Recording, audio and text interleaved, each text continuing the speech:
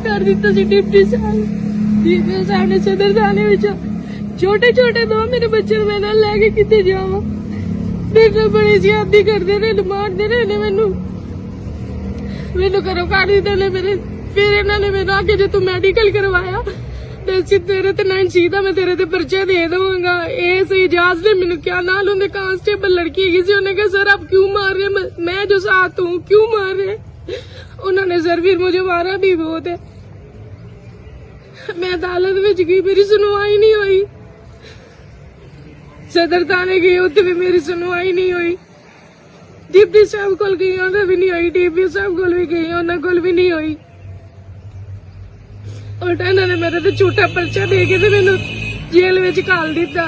फिर मैनू जेल भी नहीं लैके गया इन्होंने क्या तू मेडिकल करवाया तो तेरे ते नाल सी दा पर्चा दे देना मैनू जेल में भी नहीं लैके गए पता नहीं कितने कितने ले फिर मैं बेहोश हो गई मैनू